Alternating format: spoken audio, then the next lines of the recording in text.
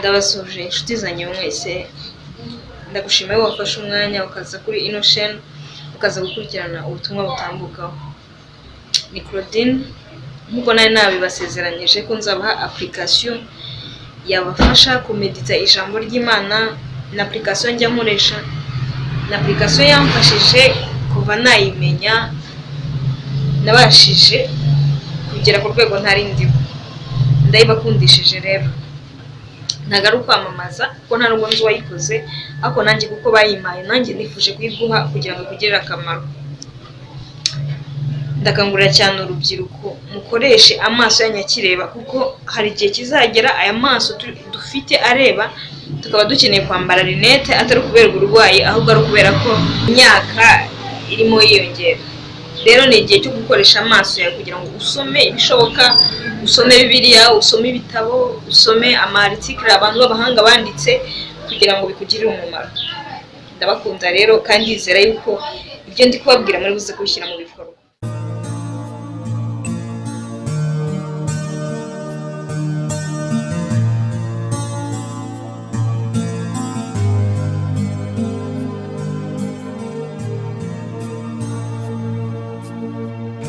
nakomeje kureba.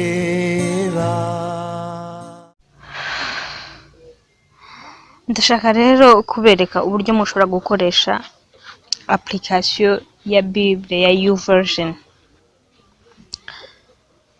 Ari ubwa mbere ukikoresha, ujya muri Play Store ukayinstara. Play Store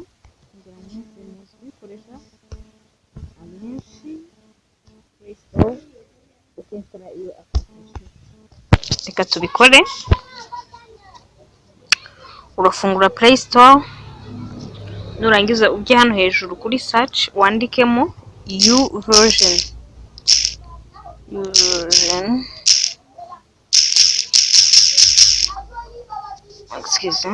YouVersion mu magambo afatanye, urangiza ukore search. Chemin d'écrit YouVersion, YouVersion gutya. Hanyuma nukora search uraza kubona aka application kari buze kameze kuriya. Akangaka kameze kuriya. Hanyuma ngiye bamaye update kubera ko nsanzwe nyifite.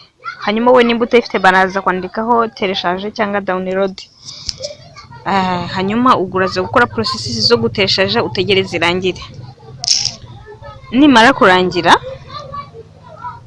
uraza kujya kuri biro. Uraza kujya kuri biro, hanyuma iraza kuguha aka application kameze gutya. Akangaka Bible, Holy Bible turi kujyana. Hanyuma urafungura aka application ka YouVersion, mutegereze gafunguke. Tegereze ntimurambirwe. Nikamara gufunguka rero, kubera ko ngiye namaze kuinstalla deja, wowe utarinstalla uraza gukora process zo kuinstalla, barabikwereka. Ikiza ngiye nako nesta inkoresheje account ya Google, email address. Byaba byiza yari ukoresha cyangwa baraguha ama option menshi, ntago bigoye n'ugugiza ama etape nuko na next cyangwa suiva bikarangira. Iyo bimaze kurangira rero ukora iki? Ngiye kubereka uburyo izakoreshwa. Hano hasi hari ama menu niyo tugiye kwigaho. Hari menu hano ya Bible, ya Home cyangwa Akay, hakaba ya Bible, hakaba ya Plan, hakaba Discover, hakaba na More. Izi ngizi nizo tugiye kwigaho, ariko cyane cyane ndaza kwibanda kuri ya kabiri n'iya gatatu, Bible and Plans. Kuko ndumva arizo zangiriye akamaro cyane, nifuza ko namwe zabagirira akamaro. Reka rero dutangire kuri Home cyangwa Akay. Hano kuri Home cyangwa Akay ntango ndaza kubabwira ibintu byinshi, kubera ko ni menu akenshi ikoreshwa nino application ya YouVersion. bashyiraho verset du jour. Ikindi ushobora gukoreramo parametre. Murareba hano hari language setting. Ahangaha ushobora guhindura ururimi ukoresha. Nkanjye nakoresha nkunda gusoma Bibiliya mu Gifaransa, niyo mpamvu nakoresheje indimi ebyiri. Interface yanjye iri mu Cyongereza. Interface ni ukuvuga zino menu ikona today, community, home, plans biri mu Cyongereza, ariko Bibiliya text yo muri Bibiliya ziri mu Gifaransa kuko nkunda gukoresha Igifaransa. Wowe ushaka guhitamo. Kubona hano nk'ahangaha barambwiye ngo your application interface language is set in English but your Bible text language is set in French. Ni ukuvuga nsoma mu Gifaransa ariko interface yanjye mu Cyongereza. Wowe ushaka guhitamo bitewe n'ururimi ukunda gukoresha. Ushaka gushyiramo mu Cyongereza byose, ushaka kujya ushyira mu Gifaransa byose, c'est ton choix. Voilà, turakomeje hano. Ntabwo kuri no menu mbabwiraho ibintu byinshi.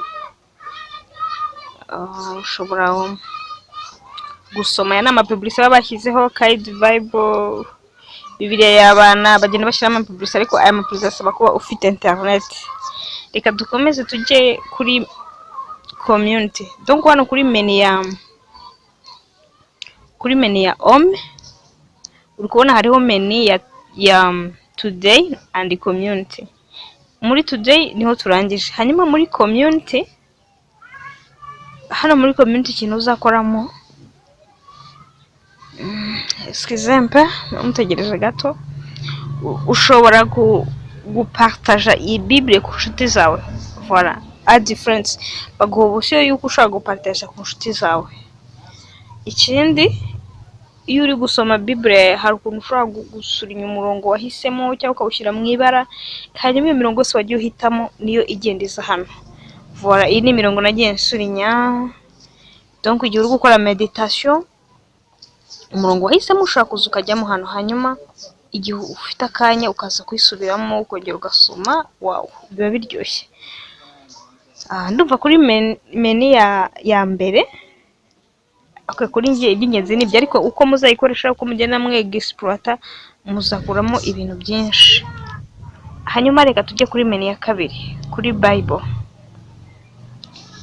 Kuri menu ya Bible icyo ukora urayifungura, hanyuma iyo umaze kuyifungura uraza kubona udupuwe tubiri hano hejuru. Uraza kubona udupuwe tubiri, akambere ni akangaka, akabiri ni akangaka. Aka gapuwe ka mbere karimo Bibiliya zose, ibitabo byose byo muri de Genèse à l'Apocalypse. Uko nabwengeye nkoresha Igifaransa, Apocalypse de Jean, hanyuma Genèse. Wowe ushaka gushyira mu rundi rurimi ushaka. Hanyuma iyo urebye hano hejuru urabona ko hari book, excuse, hano hejuru hari book, hakaba chapter, hakaba na verse. Donc iyo n'urugero nk'isemo nka Bibiliya, igitabo cyo muri Bibiliya par exemple, reka mfate par hasard, mfate Isaïe 61, ni mirongo imwe muri Bibiliya abantu benshi bazi. Par exemple mfate umurongo wa 7. Uri kubona hano bavuga ngo mu cyimbo cy'isoni zanyu muzakubirwa kabiri, mu cyimbo cyo kumwara kwanyu, ibintu nk'ibyo ngibyo. Donc au rien de votre honte vous aurez une double mesure, au rien de la confusion il passera des cris de joie. En voyant leur part, il aura ainsi une double possession dans leur pays, et leur joie sera perpétuelle. Donc iyo nsomye no murongo n'urugero nkumva uramfashije, nshobora gukandaho gusa. Muri kubona ko iyo ukanze hari utuntu tumeze nk'uturinye cyangwa se inyuma tuzaho, muri kutureba. rero ni ikikwereka ko uselection, hanyuma uri kubona ko iyo ukanzeho kambikureho, iyo ukanzeho hano hasi hahita haza ama couleur muri kureba. Urugero nshaka gufata couleur imwe, par exemple fashe green, urikona uyu murongo ndawusurinye, noneho kunsurinye ndaje kuwusanga handi kuri ya menu ya mbere ya home, uri muri community. Igihe nshaka kusubiramo ndaza kusubiramo. Ahangaha ndagira ngo muhumve neza inshuti zanjye, bizabafasha kuko nanjye biramfasha. Noneho ikindi kintu ushaka gukora hano ni comparaison. Tuza kugera ku ma version, kagapuwe ka kabiri ni comparaison. Donc nimba nsomye umurongo nkumva hari inspiration ngize ukuntu ariko nkumva simusobanukiwe, njye mtangiye muri comparaison. Hano kuri compare ndakanda hano, hanyuma hano hari ama version menshi ngiye nateshaje, ushaka guhitamo nawe ayo uzateshaje. Ko harimo ama version ya harimo version ya Nouvelle Bible Seconde byanditse hano, harimo na ama version menshi, harimo na Louis Sego isanzwe, harimo Parole de Vie, harimo Bible catholique, harimo Français courant, harimo la Bible du Semeur, harimo King James. Izi ngizi nizo natersharge. We nuzaba uri kwinstara bazaguha option, excuse, bazaguha option yo kwinstara, yo kuteshaje ama version ushaka. Hanyuma ibi bintu bya version icyo bigufasha niki? Hari nk'ukuntu uba warafashe imirongo ya Bibiliya mu mutwe none igahinduka nka discours, ukumva nta buzima igifite. N'urugero dushaka gufata nk'umurongo uzwi cyane muri Bibiliya wo muri Yohana uvuga ngo Imana yakunze bari mu isi cyane byatumye itanga umwana w'ikinege kugira ngo umwizera wese atarimbuka ahubwo ahabwe ubugingo buhoraho. Muri kumva? Donc uwo murongo wafashe muri Bibiliya usa nka wabaye discours, ariko iyo ufashe indi version ukawusomamo ukumva ufasha andi magambo atandukanye, ufashe izindi vocabulaire zitandukanye, wumva hari changement. Gutyo bikagufasha no kujya kutekerezaho cyangwa no kugira hishurirwa. Sibizirimba ako kantu muri kukumva. Aho ni kuri comparaison, c'est très important, vraiment c'est très important. Hanyuma iyo hari ibindi, hari share, ushobora koherereza inshuti zawe. Hano hari image, hano image ni na mafoto ba designinze, ushobora kujya ukabona uburyo ba designinze no versa ko bisaba internet. Ngiye ntabwo nkunda gukoresha image cyane, compare nkunda kuyikoresha cyane. Hari na note rero zikora gute?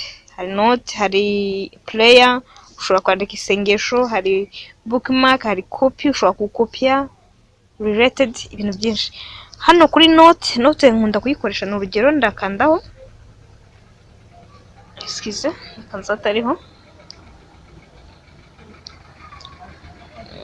example, ndakandaho, hanyuma bame note, nkande kuri note.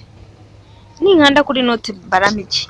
Ruvuga hano ushaka ko wagize nk'ishurirwa, ushobora kuba ungutse ikindi gitekerezo gishya ukacyandikaho bitewe n'ari ama version yandi wagiye usoma, sibyo? Ugahita wandika n'urugero hano mu cyimbo cyo kumwara kwacu, excuse, mu cyimbo cyo kumwara kwanjye.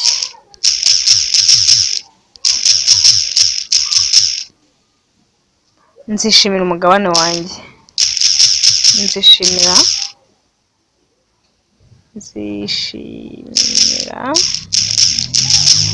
umugabane wanjye. Uru n'urugero pari haza ushaka wagize revelation runaka ukayandikaho.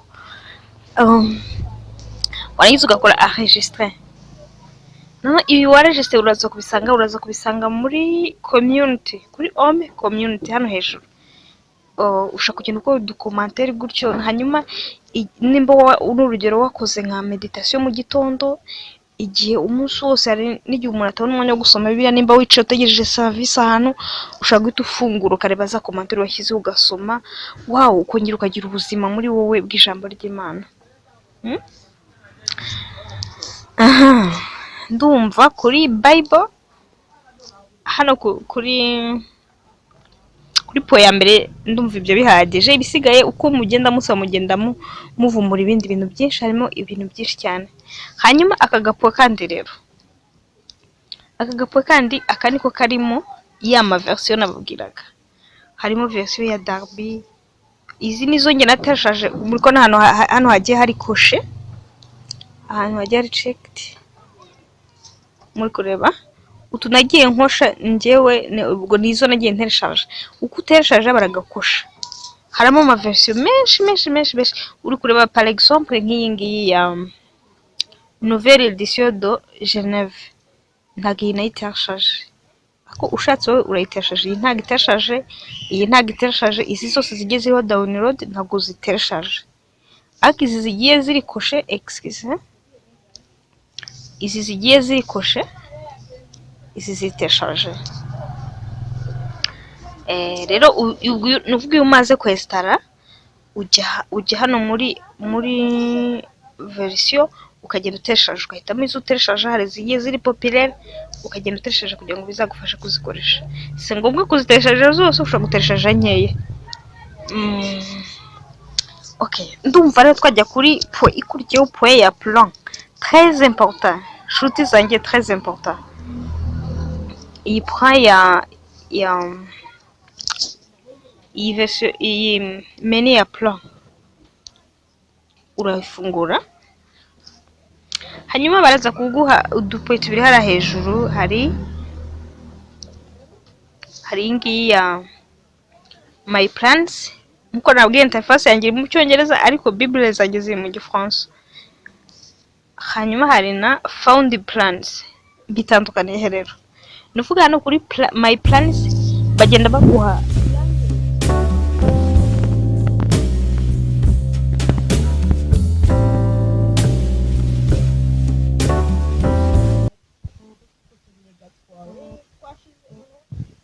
ukaba wagira gute, ukaba wasoma. Birafasha kubera ko njye impamvu mbivuga nuko hari igihe gusoma Bibiliya wumva gusoma text warumeye igitabo ku kindi gitabo ku kindi gitabo ku kindi ukumva warambiwe, ariko iyo unyujijemo ugasoma izi plan hari ukuntu bigusubizamo imbaraga. Simbize muzambwira nimumara kubikora. Hano rero izi plan rero nizo nagiye ntereshaje, ndaza kubabwira ukuntu bikora.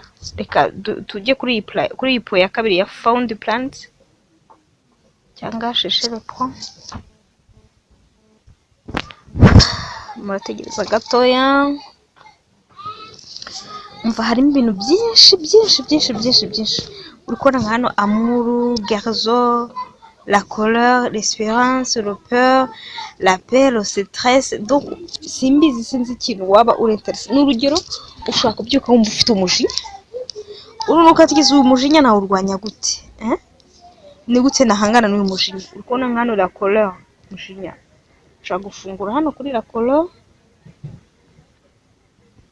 hano bakaza kuguha bakagobya kuguha amapla menshi. Hari pardonner, pour pardonner, ni gute wababarira kugira ngo nawe ubabarirwe. Ennemi du cœur, ibi byose ni bijyanye n'umujinya. Le pardon, no iyo uhisemo pla rero hano ni ya mbere n'urugero pardonner, manyifunguye bazahita banyereka ngo aha ni abantu bamaze kuyisoma. Excuse, aha mubona banditse ngo over 2500. Aba ni abantu bamaze kuyisoma. Over nabwo n'abarenga banga bamaze kuyisoma. Noneho nawe rero nimba ushaka kuyihitamo uraza ujyana kuri start plan, uhakande. Hanyuma ubwo ni ukuvuga ngo iyo umaze kuhakanda kuri uri kubona ifite iminsi 5, ariko nimba ufite umwanya ushaka kuyisomera icyarimwe cyangwa buri munsi ukagenda ufata umurongo umwe, nimba wumva ko wananiwe kubabarira.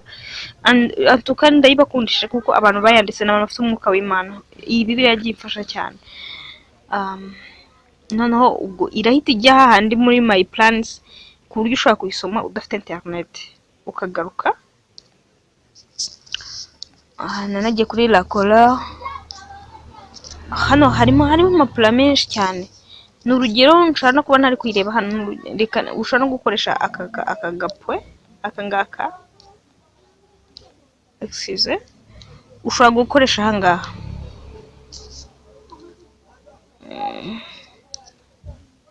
Sorry, hano j'ai inversé. Nuvuga aha ngaha ushobora gukora search utiriwe ujya guparikura ngo urebe udupo bashyize. Ushobora kujya aha ngaha ukandikamo ukavuga ngo ni urugero ndumva nkeneye amahoro muri njyewe, ukandikamo pe. Ni byiza gukoresha ijambo rimwe, amagambo abiri nabonye bidakunda. Iyi pe nshyizeho ni umugati pardon, ndashaka pe y'amahoro, bashyiraho x pe. Nshobora kubyuka numva nabuze amahoro, nkagerageza bikanga.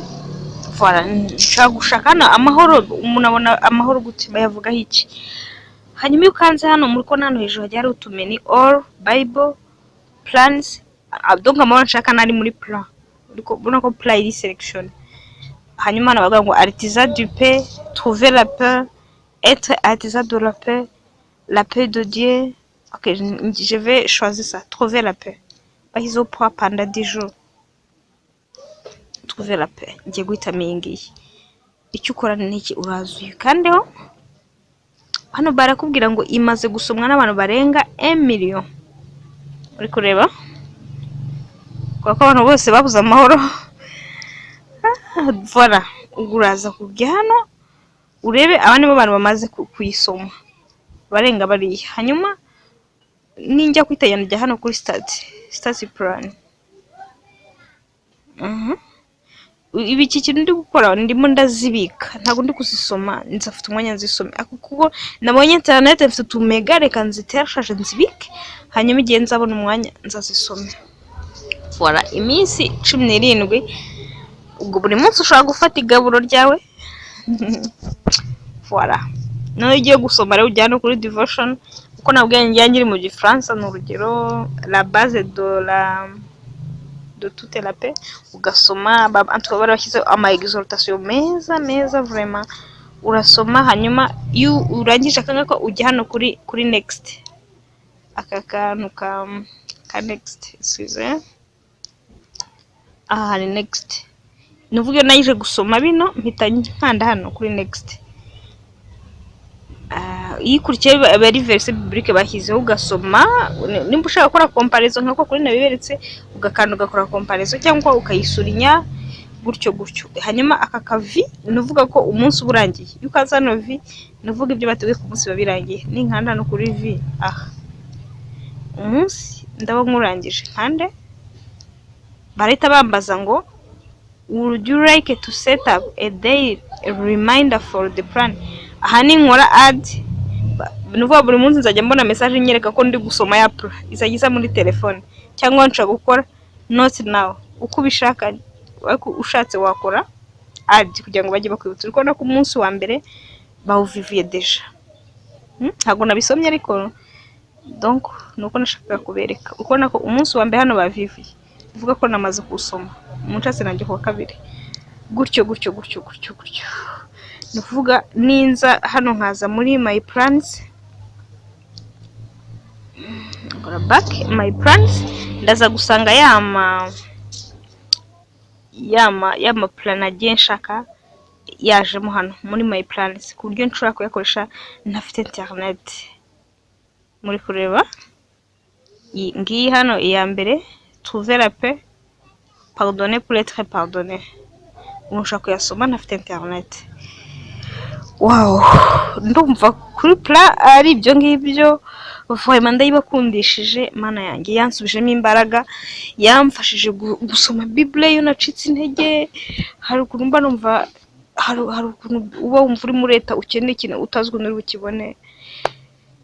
Ikindi nababwira nuko nasanze hari imbaraga ziri mu gusoma kuruta kumva.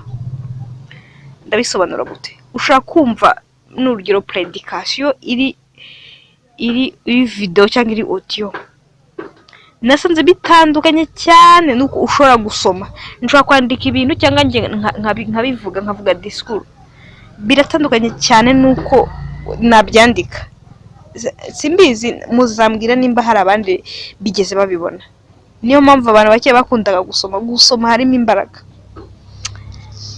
Ndumva rero hasigaye ebyiri za nyuma, iya Discover na More. Kuri Discover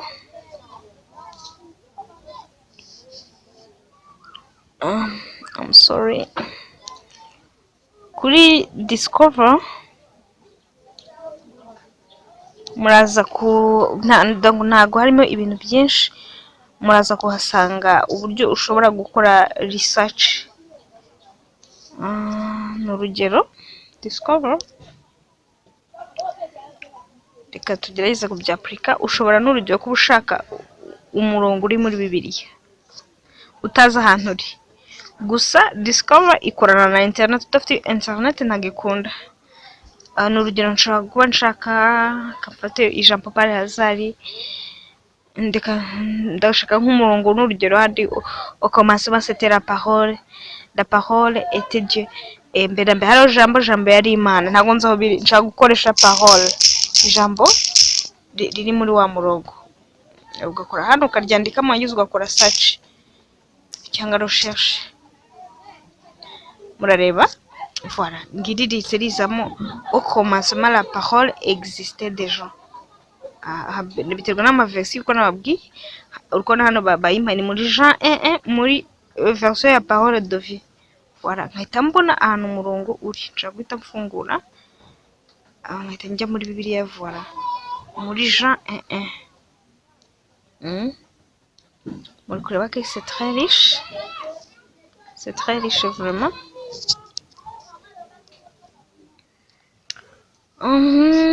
Hasigaye cyarya buriya, hasigaye More. Kuri More ntabwo njye nkunda kuyikoresha cyane, ariko mwe mushobora kuyikoresha nta kibazo. Nimpafungura kuri More amazina yanjye, notification, friends, nimba hari amasengesho nagiye nandikamo ndaza ugasangamo hano mu setting. Hano urikora nta bintu byinshi biri, mushobora guhindura ururimi hano kuri language nimba udashaka urwo uri gukoresha ibintu nk'ibyo. Ndabashimiye rero kuba mwakurikiye iyi program, gusa ndabasaba ngo ntibibe kuyikurikira gusa, ahubwo mubishyire mu bikorwa, mubibe mu bugingo bwanyu. Mufate umwanya, igihe wicaye utegereje service ahantu, ushobora kuba uri gusoma, igihe ushobora kuba watembereye ntiwatwaye Bible, ushobora gufata iyi Bible ugasoma. Vraiment izabafasha, nanjye yarabamfashije. Imana ibahe umugisha, ndabakunda cyane. Ciao ciao.